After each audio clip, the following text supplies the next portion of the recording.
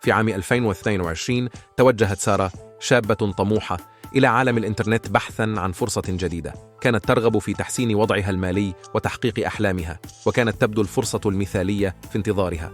وقعت سارة في فخ موقع إلكتروني ذي مظهر احترافي يعد بفرص استثمار ذهبية، وعلى وجه السرعة أقنعتها الوعود اللامتناهية بالأرباح بأنها على وشك تحقيق ثروة. تقديمها لبياناتها الشخصية وتحويل مبلغ كبير من المال كانت الخطوات الأولى نحو الفخ. لم يكن لديها أدنى فكرة بأن هذا الموقع كان جزءاً من شبكة معقدة من الاحتيال الإلكتروني. بعد أيام قليلة فقط اكتشفت سارة أن الواقع المظلم للنصب الإلكتروني كان ينتظرها.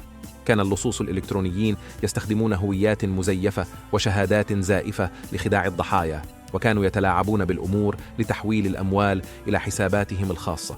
بينما كانت سارة تكافح لاسترداد أموالها، كشفت تحقيقات صحفية عن هذه الشبكة الخبيثة التي كانت تستهدف المستضعفين الذين يبحثون عن فرص جديدة.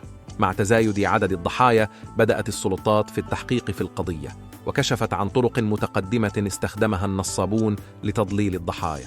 تحويل الأموال عبر شبكة من الحسابات الوهمية واستخدام التشفير لإخفاء هويتهم كان جزءاً من خطتهم الجريئة. في نهاية المطاف، بالرغم من جهود السلطات، لا تزال العديد من الضحايا في انتظار العدالة واسترداد أموالهم. شبكة الغموض تظل قصة حقيقية تحذيرية حول خطورة الثقة العمياء على الإنترنت، حيث يتعين على الجميع أن يكونوا حذرين في رحلتهم الافتراضية. في ختام هذه القصة الملهمة والمحذرة، نجدف بعيداً عن أحداث شبكة الغموض لنلقي نظرة على الدروس التي يمكننا استخلاصها. عالمنا الرقمي المتقدم يمتلئ بفرص مغرية، ولكن مع كل إمكانية تتوفر هناك خطورة محدقة. لن يكون كل ما يلمع ذهباً، ولن تكون كل وعد واقعاً. إلى الشباب المتحمسين لاستكشاف الإنترنت وتحقيق أحلامهم، تكمن الحكمة في الحذر. لا تثقوا بكل ما ترونه على الشاشة، وكونوا حذرين في مشاركة معلوماتكم الشخصية وتحويل الأموال.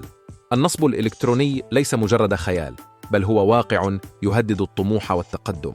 احذروا العروض الزائفة والوعود المجردة من الواقع، وتذكروا أن الثقة العمياء تفتح الباب أمام أناس لا يسعون إلى إسعادكم بل إلى استغلالكم.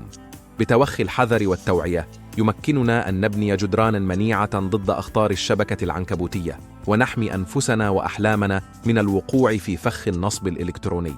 إذا كنتم قد استمتعتم بالمحتوى وترغبون في متابعة المزيد، فضلاً انضموا إلى القناة بالاشتراك وتفعيل الجرس ليصلكم كل جديد.